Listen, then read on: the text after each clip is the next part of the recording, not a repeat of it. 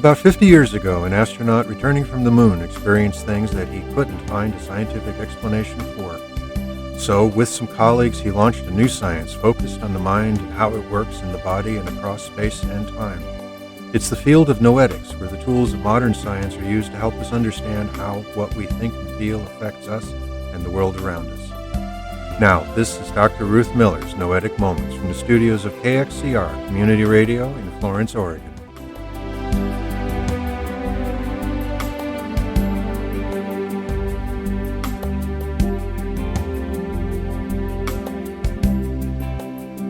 And this is Noetic Moments, where we explore the field of research that discovers what consciousness is, what it does, how it works, and how our lives could be very different if we understood it better.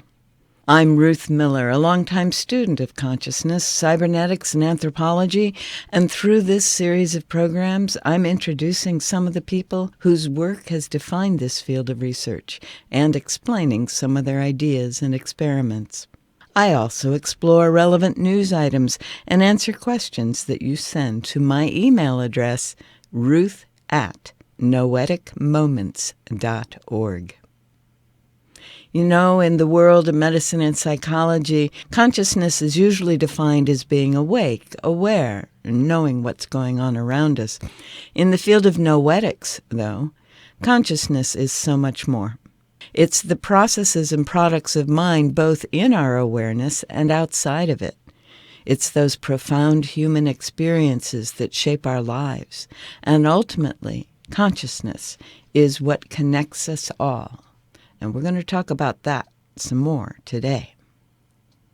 So far in the series, though, we've looked at a number of the models of what consciousness is, starting with the first scientific exploration of Sigmund Freud and Carl Jung in the early 20th century, explaining how much of what goes on in the mind is not actually in our normal awareness. It is, in fact, unconscious, and they define the terms subconscious and superconscious and collective conscious in the process.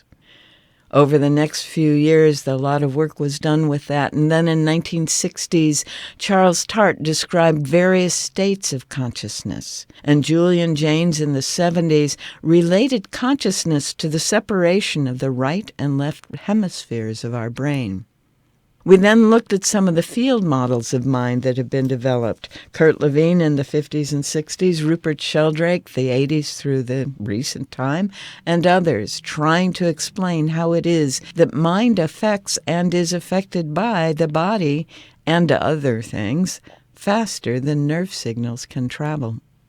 Which brought up how quantum mechanics relates to consciousness, as it was described in the work of David Bohm, Dana Zohar, and Amit Goswami. We also looked at the global brain by Peter Russell and Teilhard de Chardin's noosphere and Ervin Laszlo's global mind, which again we'll talk more about today. The field of transpersonal psychology arose in all of this, and it applies these understandings in therapy and research. Then we looked at the work of Bruce Lipton and Candace Pert, who described how the hormones generated in the brain act as molecules of emotion and lead to a biology based on our belief system. And that then helped us to see the importance of what is increasingly called coherence, that state of consciousness in which the heart, the mind, the emotions are all in alignment, which makes it possible for some of the experimental results that we found with things like telepathic communication between two people, experiments that demonstrated mind affecting the matter around the body, and the experience of what is called clairvoyance or remote viewing. As we explored these, we became aware of the different states of consciousness that we operate in every day, and we saw how we can move into higher and lower frequencies of vibration patterns in the brain and the heart. And we used the work of Penny Pierce, the study of cymatics, and the water crystal experiments of Masaru Emoto to help us understand that. For several episodes, we looked at the healing process and the role that energy and our belief systems play in the body's response to threats and distress. And for the last several shows, we've been looking at the brain, which most materialist, or some people call physicalist scientists, think must be the origin of our consciousness, but as we have seen, is more accurately described as a bridge between the mind and the body. You can catch up on those past shows on the KXCR.net archives. You need to click on the little cloud that's up on the banner at the top of the screen at KXCR.net. And on our website, www.noeticmoments.org, where you'll also find links to the clips, the books, and the authors that I use here on the show. Our topic for today builds on all of that, which I've just gone over, when we've been seeing more and more how the brain functions as a receiver-transmitter, a bridge, an input-output device between mind and body. We've seen that mind is, in fact, a field, and Jung pretty thoroughly established that the individual mind is part of a larger mind, what he called the collective consciousness, the storehouse of all ideas, concepts, memories, and archetypes ever created by humanity. Teilhard de Chardin called it the noosphere. And Ervin Laszlo's global mind, Akashic record, and quantum field all overlap almost completely. So mind, whether we experience it individually or observe it collectively, is something that all brains have access to, as much or as little, as we've seen in these past several weeks, as the brain has connections to receive it. If we're operating in what we learned is called the normal structure, we're actually experiencing very little of what mind contains and can do. We're just repeating the internal narrative that we were taught and put together in our childhood. But if we're exploring new ideas and insights, experiencing new people, places, and things, we build and engage more circuits in the brain, which allows for more of what mind has to offer, both our own individual mind and the collective mind that we're exploring as we have such experiences. Although it turns out, when we go into judgment on those experiences, complaining about them or deciding they're just wrong, well, that tends to override the new connections and keep us trapped in the normal structure, which actually makes sense because most of what is going on in the body, and the brain is part of the body, is to maintain a consistent pattern and state of being. It doesn't like to go outside of normal. So if we don't try to hang on to it, if we don't find ways to hang on to these experiences or open ourselves to them, the normal structure will happily just take over. Now, if we were to go even further than just have rich experiences, and we were to train the brain to shift from focusing on what the senses are telling it and what that old thought pattern has been, toward a new, unknown realm of possibilities. If we were to engage in things like contemplation, simple absorption in the body's activities or the space around us, or that Emma word, meditation, that most of us think we can't do, well, it's amazing. Even more circuits open in the brain, and we can begin to experience insights and inspirations far beyond the normal structure. Like many people, you may think you can't meditate, but I'm sure you've had an inspiration in the shower, or maybe while you were driving. The brain focuses on the near randomness of the patterns of sound and the road noise and the water, and so that inner narrative, that normal structure, is shut down, and the possibility opens for your mind to get through. You'll have a sudden insight or inspiration which, well, as I just said, if you don't write it down, will get lost as soon as that inner narrative starts up again. The same kind of thing happens when you sleep. The brain's normal structure is shut down during phases of sleep, which lets your mind access neurons that it can't while you're awake, and allows the brain to become a more accurate connection with your mind. Now, a damaged brain, depending on which neurons are damaged, often receives fewer aspects of the mind. Although many people have learned to overcome that damage and rewire and grow new neurons to make up the missing links. It's been wonderful to watch how people who thought they were stuck with a certain structure, a certain number of connections in their brain, can begin to see and feel in whole new ways. Now, the implication of all this is that a, quote, dead brain simply is a brain that's no longer accessing the mind.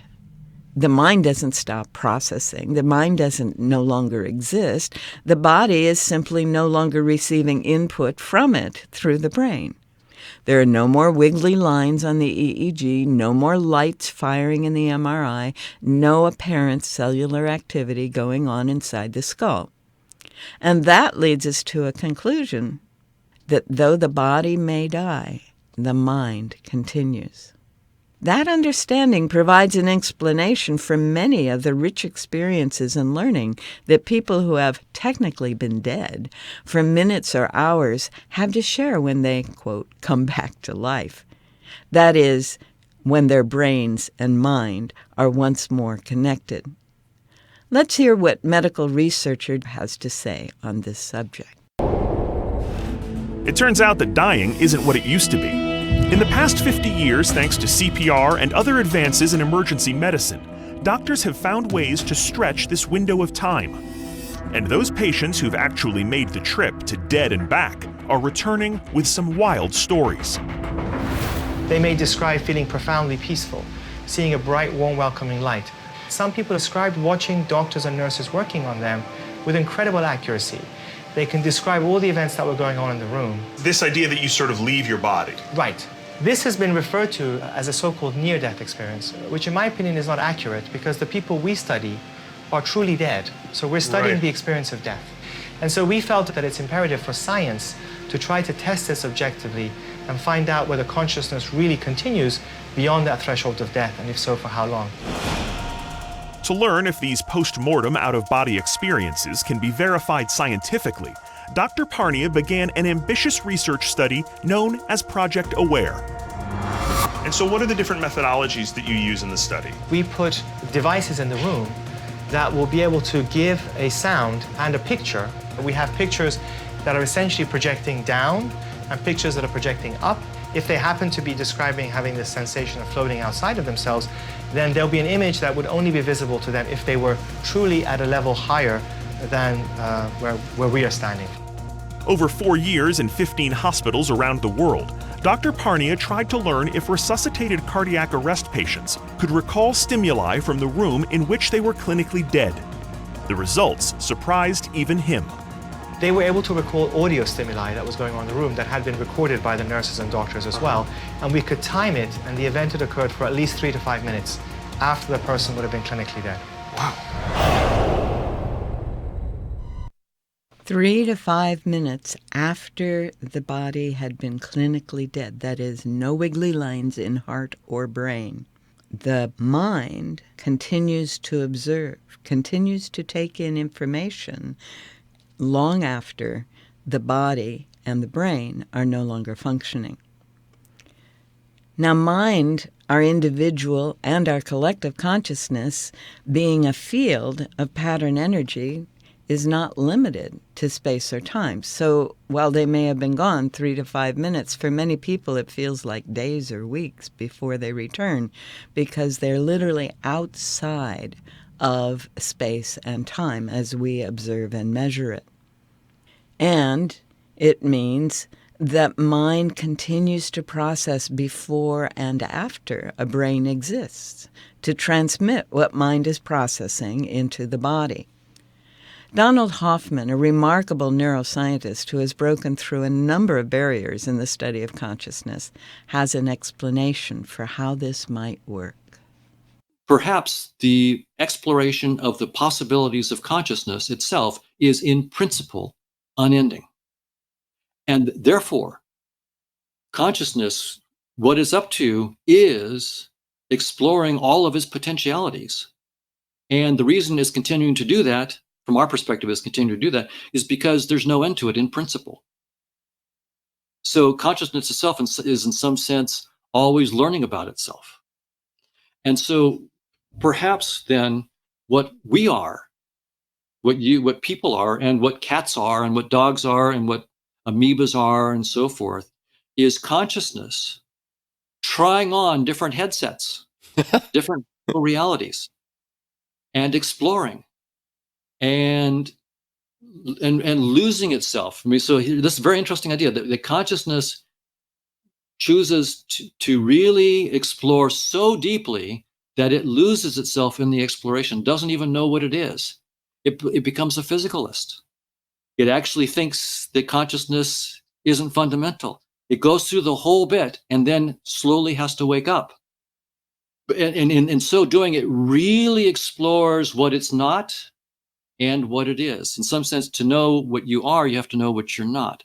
And so on that point of view, the Hoffman icon is simply consciousness taking a perspective on itself, looking at itself through a particular space-time headset, taking a little projection. And from that headset, there was a birth, there was growing strong until your 20s and 30s, and then after your 40s, you start declining, and in your 80s and 90s, you die. Mm-hmm. And that whole process is just consciousness exploring itself from a particular perspective, in which case maybe the Hoffman icon and maybe a lot of stuff can be left behind, but in some sense, consciousness itself has learned something through that experience, and the 8 billion other people, and the quadrillions of amoebas, and the who knows how many viruses, and so forth. Consciousness is just trying on innumerable headsets, and when it's done with that headset, it takes it off. And awareness is perfectly fine. The raw awareness is fine, but the detailed icons that happen to appear, space-time icons, objects in space and time, brains, neurons, all those things, those were just icons, and you studied them, and then you realize pretty cool, really neat. Mount Everest, what a beautiful icon. Death Valley, what a beautiful icon. These are really, but I'm not that. I'm something even more transcendent than space and time. I'm more transcendent than Death Valley. And so consciousness is just waking up. I mean, I'm trying to tell a story. I'm not saying that it's correct, but it's the only story I've seen so far that at least is deep enough that is worth taking seriously. So Donald Hoffman, working with the neurology, the mathematics, and the experimental evidence that he has access to, is suggesting that the life that we're experiencing is like putting on a virtual reality headset, and it has a beginning, a middle, and an end, and then the headset is laid aside, and the mind, the consciousness, continues. This evidence suggests that our individualized consciousness not only exists outside of the body, but doesn't require the body to exist. It shapes and is shaped by the body's experiences, but its essence continues after the body is no longer functioning. Which brings us to our book. Perhaps the first book that I found that addressed such issues with a scientific perspective was psychiatrist Brian Weiss's Many Lives, Many Masters. Now, Dr. Weiss was using a standard form of therapy with the patient, hypnosis, to help the patient remember early childhood experiences, and then he had a very unstandard set of results. From the jacket of the book, Dr. Weiss integrates concepts of traditional psychotherapy and the exploration of his patient's spiritual unconscious. My view of myself and others will never be quite the same, says a psychiatrist. Now, this book was published in 1988 by Simon & Schuster, their Fireside Books imprint, and it came out about the time that several other books written by other psychiatrists came out, including Raymond Moody's Life Between Lives. And it opened up a field of research and therapy that is now called past life regression. What happened when Dr. Weiss suggested to a woman that she go through some experiences to help her understand the causative factors of her symptoms, well, she became a conduit of information that revealed many of the secrets of life and death. From the preface, he says, "Nothing in my background had prepared me for this. I was absolutely amazed when these events unfolded. I do not have a scientific explanation for what happened. There is far too much about the human mind that is beyond our comprehension." What he did is, instead of saying, "Oh, go back to a time when you were 2 and had a traumatic experiences," or words to that effect, what he said was, quote, "Go back to the time from which your symptoms arise," unquote. She immediately started giving detailed descriptions of an 1862 village life. In Chapter 2, Dr. Weiss says, "What was going on here? I had examined thousands of psychiatric patients, many under hypnosis, and I had never come across fantasies like this before, not even in dreams. I instructed her to go forward to the time of her death. I was on the lookout for traumatic events that might underlie her current fears or symptoms. She said, 'I drown. The water chokes me. I can't breathe.' Then suddenly," he says, "her body relaxed completely, and her breathing became deep and even. Quote, 'I see clouds. My baby is with me.'" So in this book, Dr. Brian Weiss opened up a whole new area of interest, and for me, began the potential for a scientific exploration of what has been called life between lives, or life after death, or past life exploration. The possibility of the continuation of mind before and after association with the body.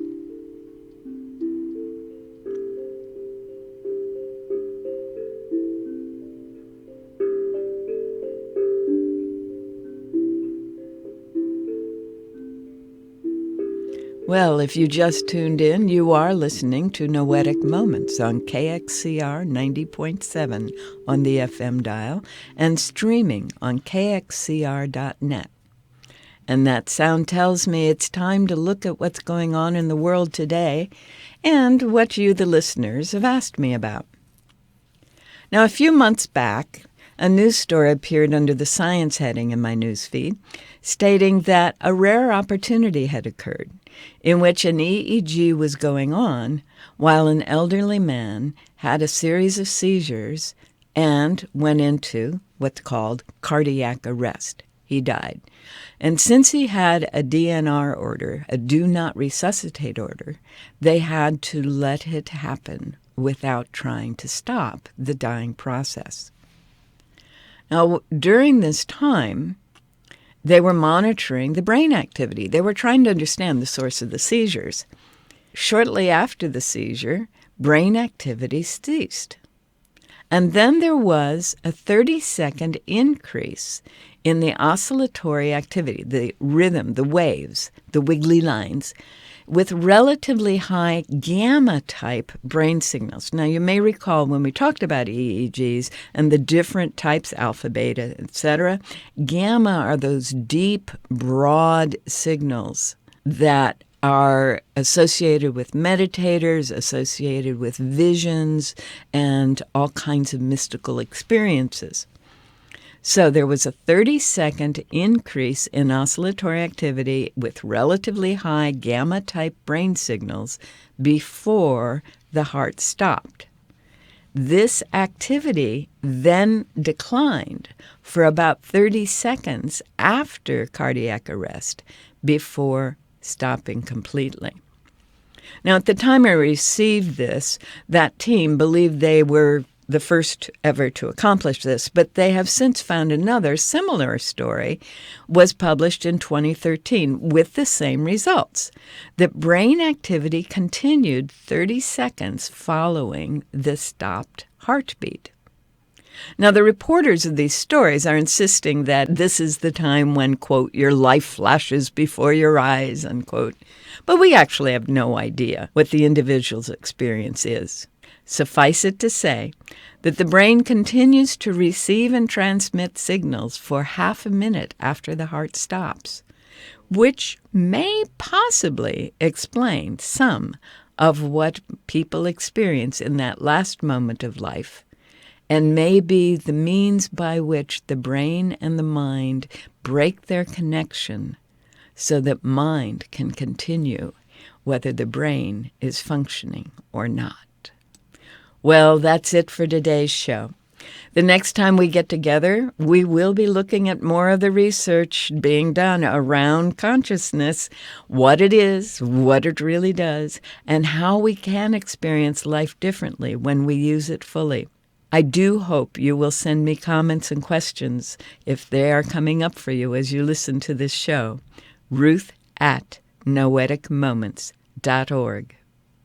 We are out of time for today, but remember you can always continue the exploration on our website, www.noeticmoments.org, where there are archived copies of the past shows with the titles and other resources that we refer to on the show, links you can click on, and you can send me your comments and questions, which I'll do my best to get answered the next time we're on the air. For now, thanks for joining me here on Noetic Moments at KXCR Community Radio, 90.7 FM in Florence, Oregon. And have a wonderful week. You've been listening to Dr. Ruth Miller's Noetic Moments. This program is produced in the studios of KXCR Community Radio in beautiful Florence, Oregon, supported by you, our listeners. Our theme music is Tumbling Planets, composed and performed by Jeff Lovejoy. To hear this program again or learn more about Noetic Sciences, search our website, www.noeticmoments.org.